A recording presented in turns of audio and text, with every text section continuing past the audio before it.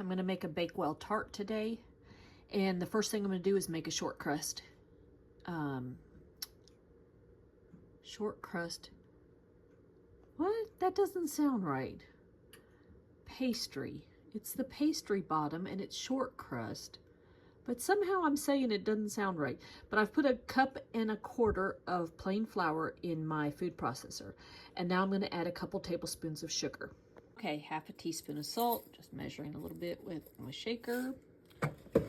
And then I've added 1 stick of butter, real butter, just cut up into chunks. Okay, I've blitzed it in the food processor again. You see it's just got nice and crumbly. The butter's mixed in with the flour and sugar. And now we're going to add a couple tablespoons of water until it gets to the right consistency. Okay, it ended up using about 3.5 tablespoons, and now it's at the right consistency. You see it's just ready to make. I'm going to put this in. I don't have a tart pan. I would like a tart pan one day, but I don't have it. So I'm just going to use a cake pan, and I'm going to press this in and show you what it looks like. Okay, I've just kind of rolled it out a little bit, pressed it into the bottom of the pan, and now I'm going to use my fork, poke some holes.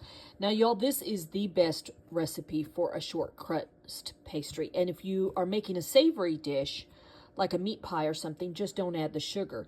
This is just decadent and yummy. And actually, if you have a food processor, it's easier than a store-bought. But if you don't have a food processor, it's still easy to do. Okay, I made a lot of pokes, and I'm going to blind bake this for about 15 minutes to get a little color on it. And then I'll come back and show you the Frangipane part of it. Okay, to make the Frangipane filling, I have used a stick of butter and 2/3 cup of just caster sugar, white sugar, and I have blended that in my food processor. Now I'm going to add 2 eggs and blend it. Okay, so I have added the eggs. So I creamed the butter and the sugar, then I added the 2 eggs, and now I'm going to add some vanilla and almond extract. Let me see so I'm going to add a teaspoon of vanilla and 1/2 teaspoon of almond extract. You have to be very careful with the almond extract. It's very strong. So I will add that to it and be right back. Okay, so I added my vanilla, I added my almond, and now I'm going to add 1.25 cups of almond flour and a couple little pinches of salt. And then I'm going to blend that up with my food processor, and I'll be back. Can you see how smooth and how delicious this is? It can be added into so many things. Bake this in some croissants. You get the great almond croissant. You can do this in brownies, in blondies.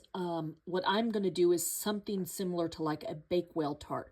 After my short crust has baked for about 15 minutes or so, I'm going to bring it out, and then I will show you what I'm going to do next. But this does not go directly down into the short crust pastry yet. I'll show you why.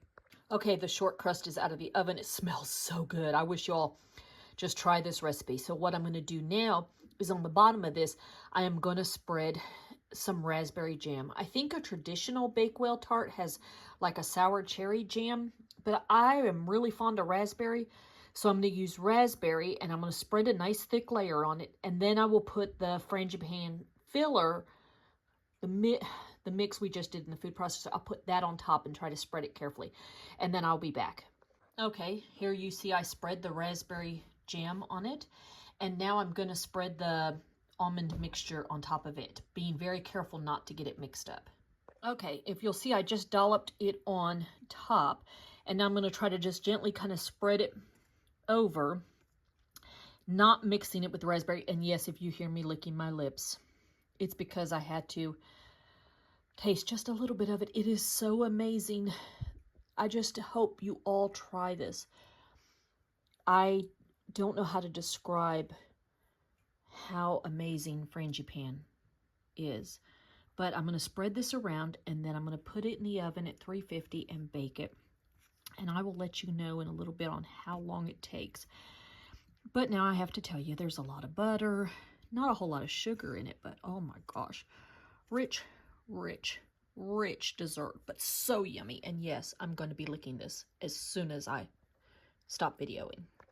Okay, the Bakewell tart, or the Frangipane tart, is out of the oven. I'm going to let it cool, and then I'll make a little bit of a powdered sugar kind of glaze to go on top of this. Not too much because you don't really want it too sweet.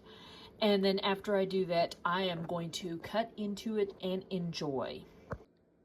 Okay, look at that yumminess. The short crust pastry, the raspberry jam, the frangipane, and a little bit of a icing sugar topping. Oh, I can't wait to try this. I hope you all try this at home.